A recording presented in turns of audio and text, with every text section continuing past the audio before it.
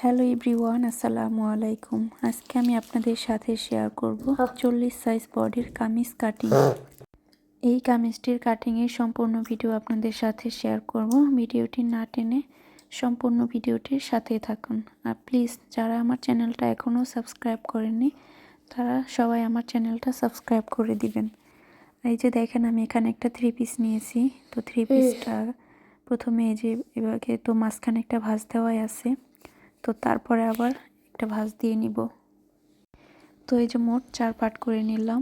তো এই 3 পিসটার কামিজটার টোটাল লম্বা থাকবে 45 ইঞ্চি পরিমাণ। তো আমি এখানে 1.5 ইঞ্চি এক্সট্রা বাড়িয়ে নিব। ওপরে 1/2 ইঞ্চি সেলাইয়ের মধ্যে যাবে আর নিচে 1 ইঞ্চি সেলাইয়ের মধ্যে যাবে। তো মোট আমি 1.5 ইঞ্চি পরিমাণ বাড়িয়ে নিলাম। তো 45 ইঞ্চি লম্বা, 45.5 ইঞ্চি নিয়েছি। তো এই যে এখানে কাঁধ নিলাম 7 ইঞ্চি, আর মহলের লম্বাও আমি 7 ইঞ্চি নিয়েছি। এখন বডির জন্য কাটিং করছি 42 ইঞ্চি বডি। তো 42-এর 4 ভাগের 1 ভাগ হচ্ছে 10.5, 10.5 একটা দাগ দিয়ে নিলাম। তো এই যে এখানে হিপের জন্য আমি এখানে 13 ইঞ্চি লম্বা নিয়েছি, সাইডে যে সেলাইটা পড়বে, আর কোমরেও আমি 10.5 নিয়ে নিয়েছি। আর পেটে একদম উপর থেকে নিচ পর্যন্ত মাঝামাঝিতে 9.5 ইঞ্চিতে একটা দাগ দিয়ে নিয়েছি। তো এখন এই যেভাবে দাগটা সুন্দর করে মিলিয়ে নিব। তো যেখানে 1.5 ইঞ্চি এক্সট্রা সেলাইয়ের জন্য বাড়িয়ে নিচ্ছি। এভাবে কামিজ কাটিং করলে কিন্তু কামিজের গলা পিছনেও চলে যাবে না, আঁকা বাঁকা হবে না, সোজা থাকবে সঠিক নিয়মে কাটিং করলে। এখন ঘেরের মাপ বের করব কিভাবে। তো আমি কোমর নিয়েছি 10.5, নিচেও আমি 10.5-এ দাগ দিয়ে নিয়েছি। তার থেকে 2 ইঞ্চি এক্সট্রা ঘেরের জন্য, তার থেকে 1.5 ইঞ্চি আবার এক্সট্রা সেলাইয়ের জন্য, মোট 14 ইঞ্চিতে একটা দাগ দিয়ে নিয়েছি ঘেরে সেলাই সহ। তো তারপরে উপর থেকে এভাবে একটা স্কেলের সাহায্যে দাগ দিয়ে নিলাম। এখন হলো আর্মহোলে এভাবে একটা রাউন্ড শেপ করে দিলাম। তাল পাটের জন্য এই যে এভাবে একটু ভিতরে ডাউন করে কাটিং করলাম। তো গলার চওড়া এখানে আমি 3.5 ইঞ্চি পরিমাণ নিয়েছি, সেখানে একটা দাগ দিয়ে নিলাম। তো এই যে কাপড়টা এখন কাটিং করে নিচ্ছি। তো সেলাইয়ের ভিডিও কিন্তু দেখিয়ে দিব আপনাদের সাথে। তো এই যে 1/2 ইঞ্চি শোল্ডার ডাউন করে নিলাম।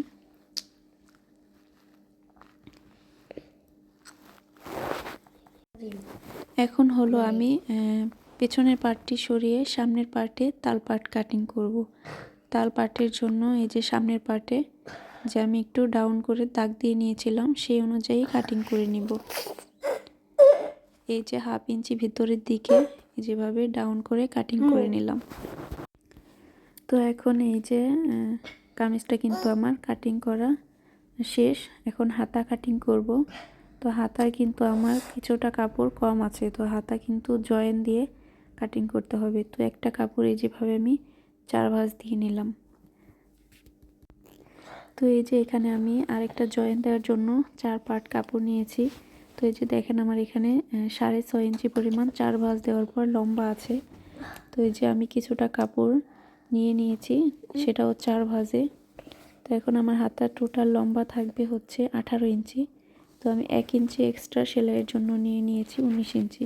তো এই যে আমি উপর থেকে 9 ইঞ্চিতে একটা দাগ দিয়ে নিয়েছি, আর ওই যে এক কর্নার থেকে আমি 3 ইঞ্চি বাদ দিয়ে এখন এই যে এভাবে দাগটা মিলিয়ে দিলাম।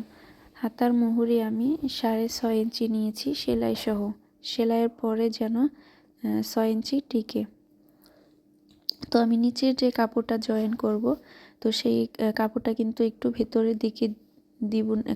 উপরের কাপড়টার ভেতরে নিচে দিয়ে তারপর কাটিং করলাম, কারণ সেলাইয়ের মধ্যে কিন্তু 1/2 ইঞ্চি কাপড় চলে যাবে, উপরেও 1/2 ইঞ্চি চলে যাবে নিচেও। তো সেই অনুযায়ী কাপড়টা ভেতরের দিকে ঢুকিয়ে এখন কিন্তু আমি কাটিং করছি। তো একটা স্কেলের সাহায্যে দাগ দিয়ে এখন আমি হাতাটা সুন্দর করে কাটিং করে নিচ্ছি। এই তো দেখেন জয়েন দেওয়ার পরে এরকম হবে। তো এখন এই যে উপর একটা চিহ্ন দিয়ে নিলাম, আর এই যে কিছুটা অংশ লাগানো ছিল সেটাও আমি ছাড়িয়ে নিচ্ছি। তো আমার কামিজটা কাটিং করা কিন্তু শেষ। এখন হলো আমি সেলাই করব। তো এই যে আমি একটা পান গলা কাটিং করে নিয়েছি, তো সেই গলাটি সেলাই করব। তো এখান থেকে যেহেতু গলার চওড়া 3.5 ইঞ্চি, তো সেখানে একটা দাগ দিয়ে এভাবে আমি একটু চিহ্ন দিয়ে নিচ্ছি। তো এই যে চিহ্ন দেওয়া শেষ, এখন এর উপরে এই যে গলাটা বসিয়ে সেলাই করব। এভাবে চিহ্ন দিলে কিন্তু গলাটা ছোট বড় হয় না, এক পাশ ছোট আর এক পাশ বড় এরকম হয় না, সুন্দরভাবে মিলে যায়। তো এই যে এখন গলাটা সুন্দর করে সেলাই করে নিচ্ছি। তো সাইডে 1/2 ইঞ্চি পরিমাণ কাপড় রেখে তারপরে যেভাবে আমি কাটিং করে নিচ্ছি, তখন এই কাপড়টা আমি এভাবে দিয়ে সেলাই করে নিচ্ছি।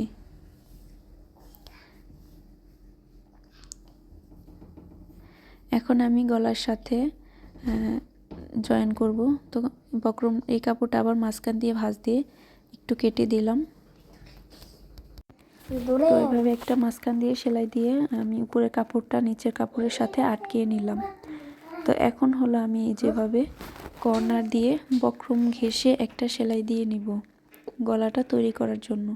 তো সেলাইটা যেন বক্রমের উপরে না পড়ে সেদিকে খেয়াল রাখতে হবে, একদম বক্রম ঘেঁষে। তো এখন এই যে এভাবে কিছুটা 3 সুতা পরিমাণ কাপড় বাইরে রেখে আমি কাটিং করে নিলাম। এখন এই যেভাবে ছোট ছোট করে কেটে দিব।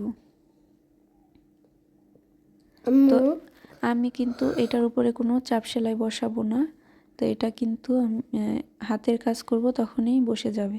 তো সেমভাবে আমি পেছনের গলাটাও একটা কাপড়ের উপরে বসিয়ে সেলাই করে নিচ্ছি। এই তো এখন এই যে সেমভাবে বাইরের দিকে আমি 1/2 ইঞ্চি বা কাপড় রেখে এখন একটা সেলাই দিয়ে দিব। এই যে এখানেও মাঝখানে কেটে দিলাম। এখন এই যে পেছনের পার্টের সাথে আমি এই গলাটা বসিয়ে নিব। এখন এই যে মাঝখান দিয়ে এটার মধ্যে আর সেলাই দিলাম না, কারণ পেছনের গলাটা তো ছোট সামনের গলার থেকে। তখন এই যেভাবে উপরে বসিয়ে কর্নার দিয়ে সেলাইটা দিয়ে নিলাম বক্রম ঘেঁষে। তো এই যে কিছুটা কাপড় বাইরে রেখে এখন আমি এভাবে কাটিং করে নিচ্ছি। তারপরে যেভাবে ছোট ছোট করে কেটে দিলাম। এখন আমি কাজ জয়েন করব। তো কাজটা কিভাবে জয়েন করি দেখেন। তো এই যে এভাবে বক্রমটা মেলে দিতে হবে, দুটোটা বক্রম এভাবে মেলে এক করে তারপরে যেভাবে কাজ সহ সেলাই দিয়ে দিতে হবে। তো গলাটা কিন্তু পুরা মিলে দিতে হবে। তো এখন এই যে ডাবল সেলাই দিয়ে নিচ্ছি।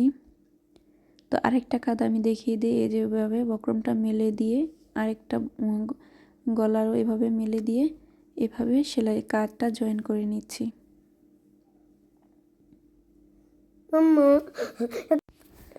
তো এই যে ডাবল সেলাই দিয়ে নিলাম। তো এই তো কাজটা জয়েন করা শেষ। এখন হলো আমি 2 সাইডে সেলাই দিব। তো এই যে এইভাবে আমি ছোট করে কিন্তু চিহ্ন দিয়ে রেখেছিলাম বডিতে, তো সেইখানে চিহ্ন অনুযায়ী আমি এভাবে সেলাই দিয়ে নিচ্ছি। কোমরেও কিন্তু আমি ছোট্ট করে কেটে চিহ্ন দিয়ে রেখেছি, সেই অনুযায়ী সেলাই দিয়ে নিচ্ছি। এভাবে চিহ্ন দিয়ে রাখলে কিন্তু সেলাই করতে সময় লাগে না। তো এই যে এক সাইড সেলাই দিলাম, তো আবার আরেক সাইড সেলাই দিয়ে নিচ্ছি। 1.5 ইঞ্চি পরিমাণ কিন্তু বাহিরে রেখেই কাটিং করেছিলাম, সেই অনুযায়ী সেলাইটা করে নিচ্ছি। তো নিচে কিন্তু যখন কোমরের দিকে কিন্তু অবশ্যই ডাবল স্টিচ দিয়ে সেলাই শেষ করতে হবে। তো এখন হলো হাতা জয়েন করব। হাতা জয়েনের জন্য এই যে জোড়াগুলো দিতে হবে, তো সেগুলো আগে দিয়ে নিচ্ছি।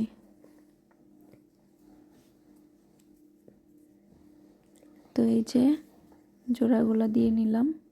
এক সাইড জোড়া হলো, এখন আরেক সাইডে আমি জোড়া দিয়ে নিব। এই যেভাবে জয়েন্টের কাপড়টি উপরে রেখে তারপর সেলাইটি দিয়ে নিচ্ছি।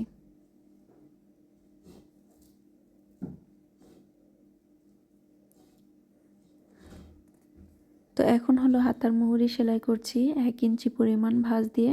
প্রথমে অল্প একটু ভাঁজ দিয়ে তারপর আরেকটা ভাঁজ দিয়ে এভাবে হাতার মুহুরিটা সেলাই দিয়ে নিচ্ছি।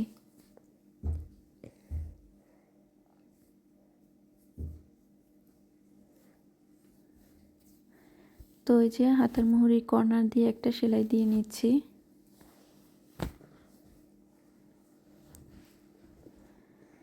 দুই মাথা এক করে এখন আমি এই সেলাইটা দিয়ে নিব। তো হাতার আমার মুহুরির চওড়া কিন্তু 6 ইঞ্চি পরিমাণ, সেই অনুযায়ী আমি সেলাইটা দিয়ে নিচ্ছি। তো এখন এই যে একদম কর্নার দিয়ে কিছুটা কাপড় বাইরে রেখে সেলাইটা দিয়ে নিচ্ছি। তো আমি কিন্তু কামিজটা একটু মেপে দিয়ে তারপর সেলাইটা দিলাম, কামিজের সাথে অ্যাডজাস্ট করে, কামিজের সাথে যেন হাতাটা সুন্দরভাবে বসানো যায়। তো ওই যে হাতাটা এখন আমি সোজা করে নিলাম। তো এই যে হাতার কাপড়টা সোজা থাকবে। তো আমি কিন্তু তালপাট কাটিং করা হয় নাই, তো আমি একটু তালপাট কাটিং করে নিলাম। কামিজের কিন্তু তালপাট কাটিং করা হয়েছিল, হাতার হয়েছিল না, সেই কারণে। তো হাতার কাপড়টি আমি ভেতরে ঢুকিয়ে দিয়ে তারপর সেলাই দিয়ে নিচ্ছি। গলার ভেতর দিয়ে হাতার মধ্যে ঢুকিয়ে দিতে হবে হাতার কাপড়টি। তো তারপরে যেভাবে জয়েন দিয়ে নিচ্ছি।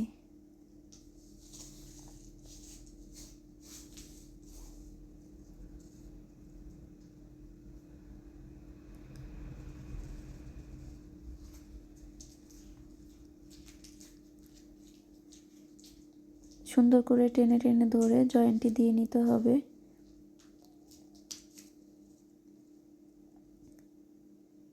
সুন্দরভাবে বুগলের সেলাইয়ের সাথে মিলিয়ে দিতে হবে, উপরের সেলাইয়ের সাথে নিচের সেলাইটি।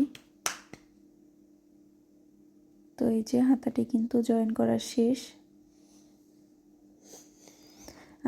হাতা জয়েন করার সময় কামিজের সাইডে যে সেলাইটা থাকে তখন কিন্তু বাড়তি কাপড় থাকে, সে কাপড়টা কিন্তু মুড়িয়ে দিতে হবে।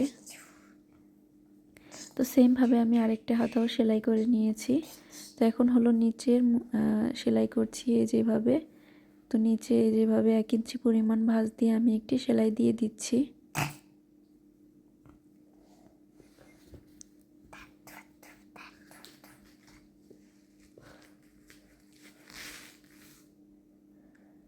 এই তো সেলাইটি দিয়ে নিলাম। এখন হলো এই যে সাইডে এইভাবে ভাঁজ দিয়ে কামিজের সাইড পাড়া সেলাই করছি। এই যেভাবে একটু একটু করে ভাঁজ দিয়ে একটু একটু করে সেলাই দিতে হবে। যতটা কাপড় আমি এক্সট্রা রেখেছিলাম ততটাই আমি ভাঁজ দিয়ে সেলাই দিয়ে নিব, তাহলে কিন্তু আর আঁকা বাঁকা হবে না। একটু বেশি কম নিতে গেলে কিন্তু ঢেউ ঢেউ হয়ে যায়, আঁকা বাঁকা হয়ে যায়। তো এখন এই যে সেলাইটি আমি এখানেই কেটে ফেলবো। অনেকেই কিন্তু এখান থেকে আরেক সাইডে নিয়ে লাস্টে সেলাই করে, তো আমি এখান থেকে কেটে ফেললাম। এখন আমি আরেক সাইডে এই যেভাবে ভাঁজ দিয়ে সেলাই দিয়ে উপরের সাথে মিলিয়ে দিব। তো সেলাই শুরু করার আগে কিন্তু অবশ্যই ডাবল স্টিচ দিয়ে সেলাই শুরু করতে হবে।